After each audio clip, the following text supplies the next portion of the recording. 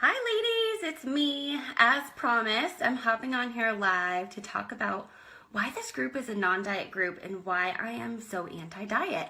I get questions oftentimes from people who are like, okay, like your group sounds cool, but like why are you so anti-diet?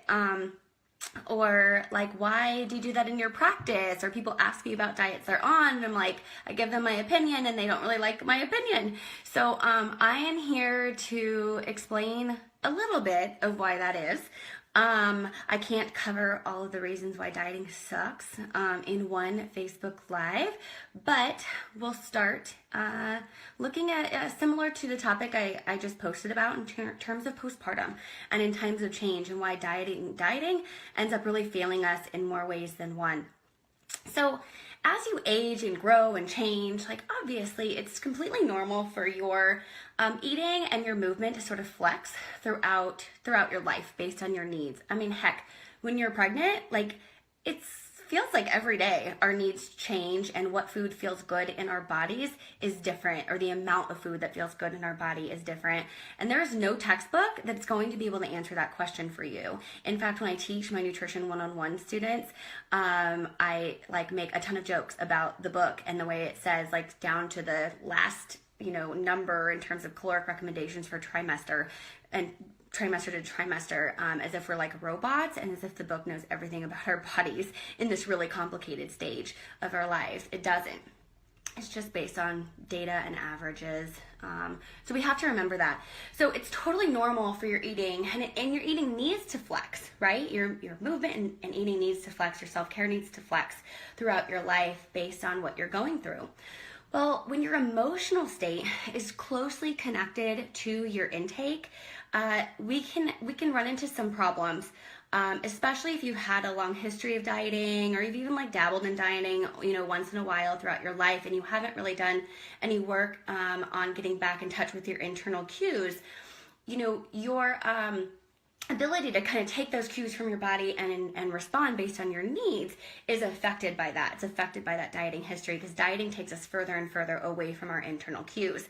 And when we get shot out into our postpartum experience, this is a big problem in particular, because life gets pretty chaotic, right? No matter like how you swing it, postpartum is kind of a crazy time, especially early postpartum. You have this baby, maybe you have other children, around, and it's just a really busy, new, different experience.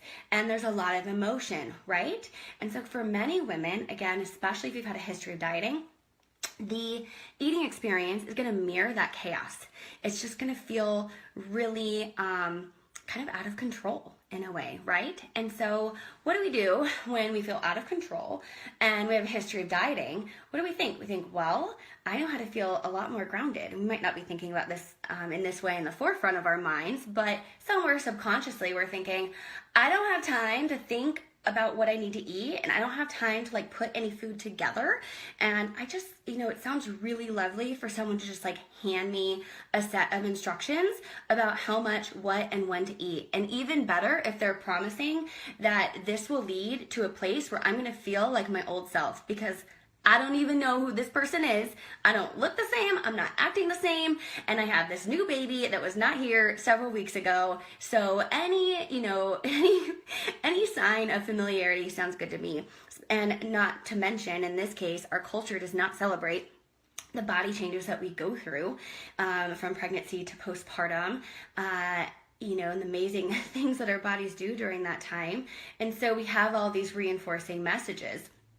But ultimately, that diet is not going to be able to help you get through that stage. In fact, it's just taking you further and further away from getting to know this new part of you and this new identity, because it's keeping you kind of separate. It's taking that internal awareness and saying like, you don't need that. Stop listening to that. Just follow these instructions. You're going to be fine. Everything's going to be great. In fact, you're going to be better. You're going to look better.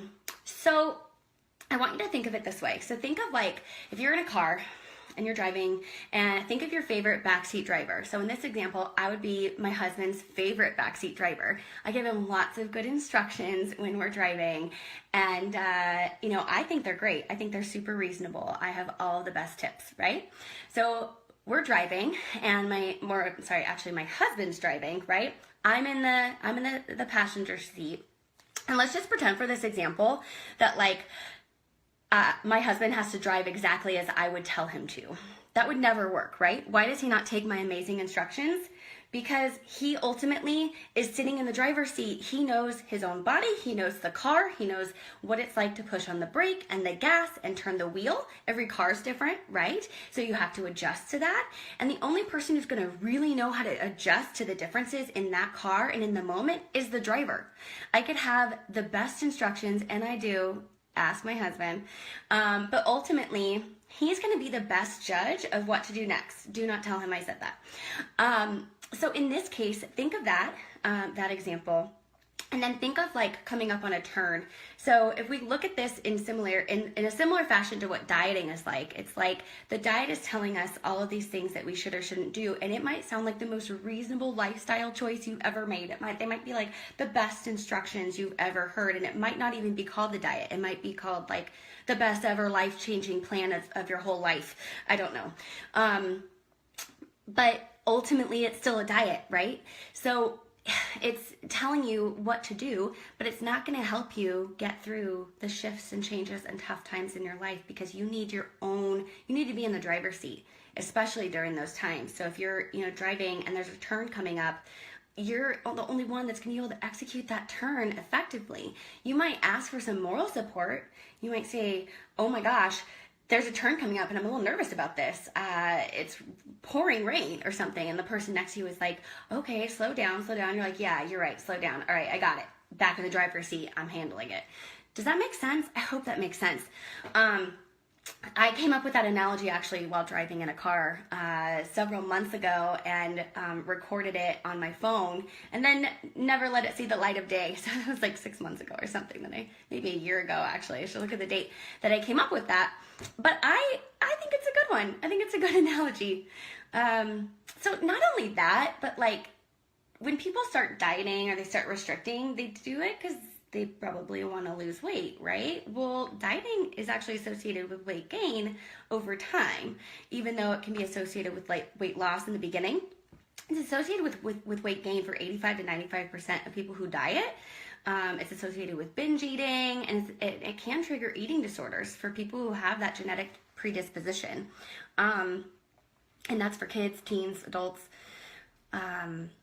So it's pretty counterproductive. And I also want to say, when we get the message out there like dieting causes weight gain, it does, and that's not good for someone whose body was not supposed to be in a larger body. That means that something's happening to like cause that body to unnaturally go outside of its kind of set point. But I also want to say that isn't like being in whatever body you're in is okay. You can be in whatever size, your body is in, and it's okay. So I want to make sure that when we say that, we're not unintentionally promoting weight stigma by saying like, oh, dieting causes weight gain. Isn't that the worst thing in the world? Well, there are lots of people who live in lots of different shapes and sizes, and it's not the worst thing in the world. They're fine. But if it's not where your body is supposed to be, and there are behaviors that are causing that, weight gain or weight loss, it's the lifestyle and the self-care that we have to take that back to. So post any questions or comments you have about this video. I will jump in the future, keep talking about this. And also, just a reminder, we're going to be having lots of conversations like this when we read through Body Kindness, which starts on February 14th. And I can see a couple of you have jumped in live, but the little feed isn't popping up to tell me who you are. But thanks for popping in. It's nice to see people joining. And all right, everyone, take care and happy Monday. Bye.